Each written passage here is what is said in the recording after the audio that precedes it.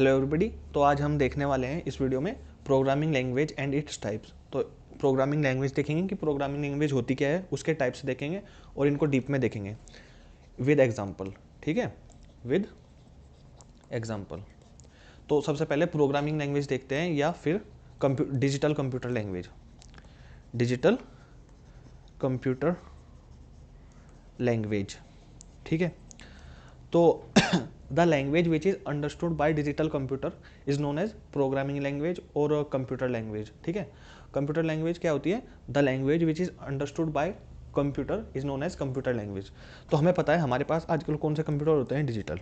ठीक है, ठीक है। और डिजिटल कंप्यूटर किस पे वर्क करते हैं? 0 एंड 1 पे। ठीक है, तो इस 0 एंड 1 को हम क्या बोलते हैं? Binary language.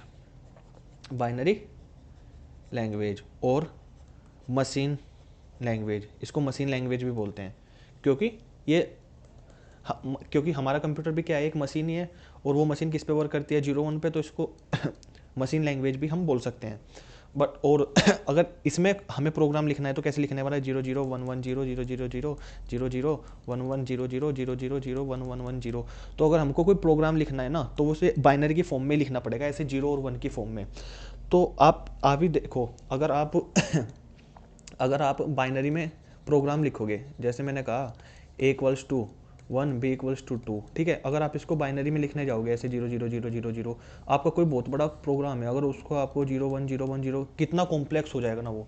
पहले तो वो लिखना ही इतना हार्ड होगा कि वो ये इम्पॉसिबल है, मतलब नहीं, ऐसा कोई इम्पॉसिबल है उसको लिखना। ठीक है, बहुत ज़्यादा कॉम्प्लेक्स हो जाएगा। हालांकि आप लिख तो सकते हो, बट उसको अंडरस्टैंड करना इतना ज़्यादा कॉम्प्लेक्स हो जाएगा आपके लिए। लिखना, उसको कन्वर्ट करना, उसको डिबग करना, टेस्ट करना, सब कुछ इतना कॉम्प्लेक्स हो जाएगा बहुत ज़्यादा, और आप उसमें फंस जाओगे, एरर ही एरर आ जाएगी। ठीक है, तो क्या होता है, अगर बाइनरी में लिखेंगे तो वो क्या हो जाएगा? It's complicated to write program in binary language और मशीन लैंग्वेज। ठीक है, और जो हमारी बाइनरी लैंग्वेज होती है ना, ये या मशीन लैंग्वेज होती है, ये कंप्यूटर टू कंप्यूटर भी वेरी करती है। क्या?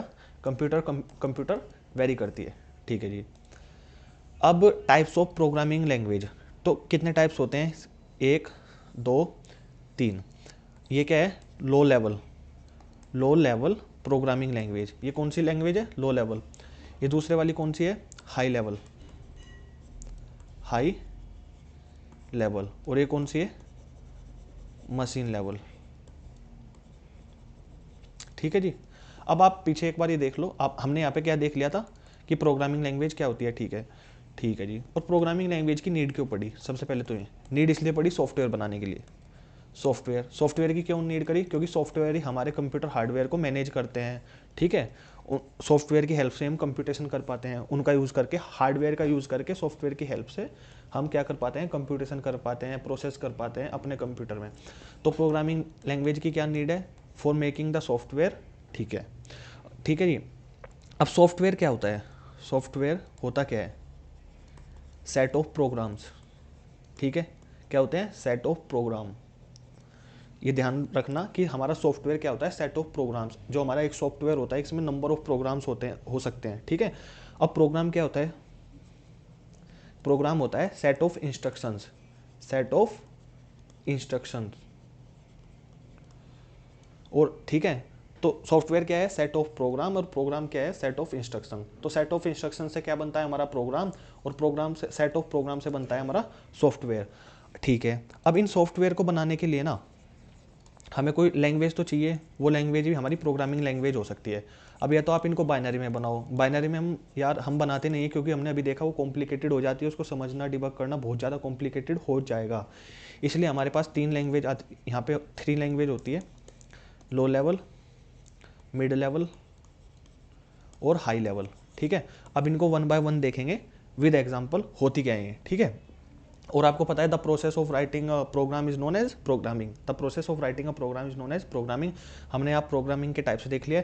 अब इनको 1 बाय 1 देखते हैं कि होते क्या हैं। ठीक है जी, ठीक है, चलते हैं। सबसे पहले देखते हैं अपन लो लेवल विद एग्जाम्पल। ठीक है, एल क्या है हमारी? लो लेवल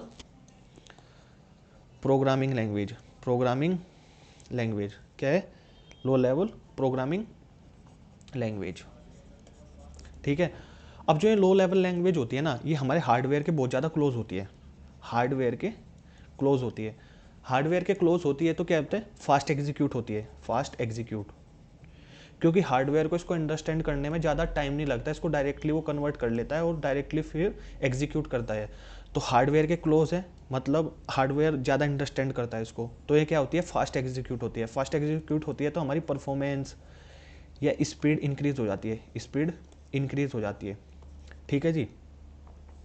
अब जो ये लो लेवल लैंग्वेज होती है ना, जो हमारा कंप्यूटर आर्किटेक्चर होता है ना, आर्किटेक्चर, उसके डिपेंडेंट हो सकती है। क्या हो सकती है, डिपेंडेंट। ठीक, क्या देखा हमने, जो हमारी लो लेवल लैंग्वेज होती है कंप्यूटर आर्किटेक्चर डिपेंडेंट हो सकती है। इसीलिए कंप्यूटर आर्किटेक्चर डिपेंडेंट होने से क्या होता है, पोर्टेबल नहीं होती। ठीक है, पोर्टेबल मतलब जो इस वन कंप्यूटर पे जो मेरा प्रोग्राम ये चल रहा है लो लेवल लैंग्वेज में, हो सकता है वो अदर कंप्यूटर पे ना चले, अदर कंप्यूटर पर ना चले। तो ये इसकी क्या है, डिसएडवांटेज, डिसएडवांटेज। ठीक है, तो हमने यहाँ पे क्या देखा, ये क्लोज टू हार्डवेयर होती है, हार्डवेयर डायरेक्ट इसको हमारा सीपीयू डायरेक्टली एग्जीक्यूट कर लेता है, इससे फास्ट हो जाती है। बट इसकी डिसएडवांटेज क्या है कि ये प्लेटफॉर्म इंडिपेंडेंट होती है और कंप्यूटर आर्किटेक्चर डिपेंडेंट होती है, प्लेटफॉर्म इंडिपेंडेंट नहीं होती, डिपेंडेंट होती है, सॉरी। ठीक है, और कंप्यूटर आर्किटेक्चर डिपेंडेंट बोल सकते हैं। तो जो एक मशीन पे एक कंप्यूटर पे वर्क कर रहा है हमारा, जो लो लेवल लैंग्वेज में प्रोग्राम लिखा हुआ है, हो सकता है दूसरे कंप्यूटर में ना वर्क करे। और ये तो बहुत बड़ी प्रॉब्लम हो जाएगी यार, अगर एक कंप्यूटर में वर्क कर रहा है और दूसरे वाले अदर में नहीं कर रहा, ये तो बहुत बड़ी कॉम्प्लेक्स सिचुएशन है। ठीक है जी, इसीलिए हम इसको लो लेवल लैंग्वेज को अवॉइड भी करते हैं। बट हमने क्या देखा, ये फास्ट होती है। ठीक है, तो ये आपने अगर देखा हो तो आपने माइक्रो प्रोसेसर एक सब्जेक्ट पढ़ा हो ना, तो वहाँ पे माइक्रो प्रोसेसर में हम असेंबली लैंग्वेज का यूज़ करते हैं, असेंबली। ठीक है, ये लो लेवल लैंग्वेज ही होती है, असेंबली लैंग्वेज जो हमारी होती है ना, लो लेवल लैंग्वेज होती है। और ये इसका एग्जाम्पल भी है, एग्जाम्पल। ठीक है जी। अब ये असेंबली लैंग्वेज को ट्रांसलेट करने के लिए ना हमें ट्रांसलेटर की यूज़ पड़ती है यहाँ पे, ट्रांसलेटर। वो कौन सा, वो ट्रांसलेटर क्या होता है, असेंबलर। जो असेंबली लैंग्वेज होती है वो ट्रांसलेट होती है bye the help of assembler in binary में, 0-1 की फॉर्म में, बाइनरी लैंग्वेज में, या 0 और 1 की फॉर्म में। किसकी, तो असेंबली लैंग्वेज क्या होती है, लो लेवल लैंग्वेज होती है which is very close to our hardware and which is get translated by the help of assembler into binary language और 0-1 लैंग्वेज। तो ये क्या हो जाती है, फास्ट हो जाती है।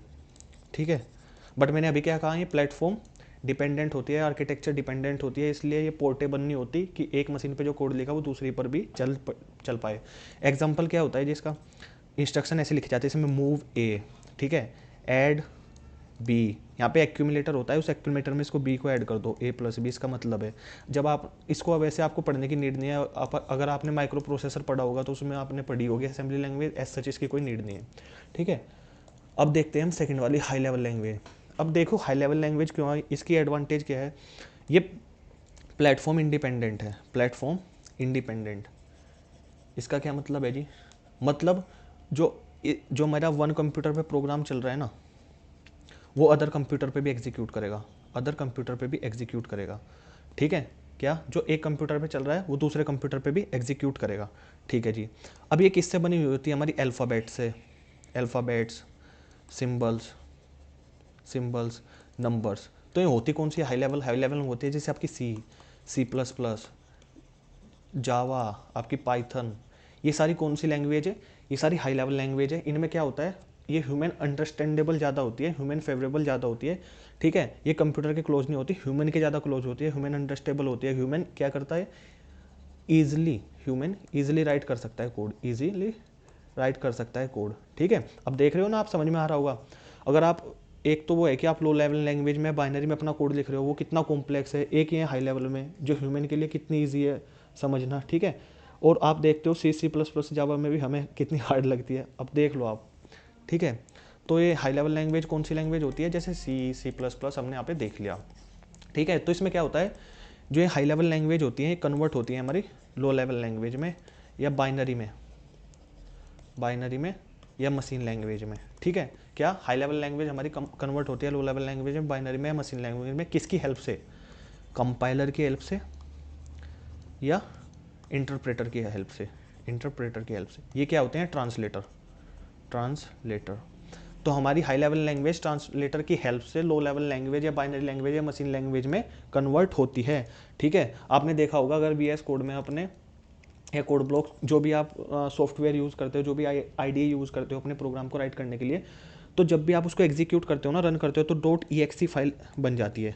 तो वो क्या होती है ना, जो हमारी हाई लेवल लैंग्वेज है, अब वो ट्रांसलेटर की हेल्प से, आपके कंप्यूटर में कंपाइलर होता है, वो कंपाइलर क्या है, ट्रांसलेटर, वो उसको बाइनरी लैंग्वेज में मशीन लैंग्वेज में कन्वर्ट कर देता है, जो कि हमारी होती है .exe फाइल।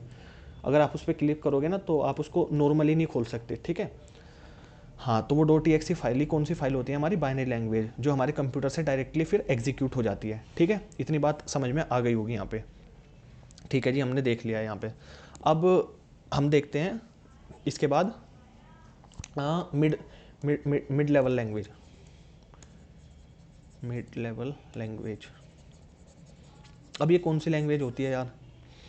अब जो मिड लेवल लैंग्वेज होती है वो बिटवीन होती है किसके, आपके हाई लेवल के एंड लो लेवल के, जो ठीक है, लो लेवल के, इनके मिड में कौन सी आती है, ये मिड लेवल लैंग्वेज आती है, ठीक है। अब मिड लेवल का क्या मतलब है कि ये हार्डवेयर के भी क्लोज होती है, हाइब्रिड बोल सकते हैं एक तरीके से, हार्डवेयर के भी क्लोज होती है और ह्यूमन के भी क्लोज होती है, ठीक है।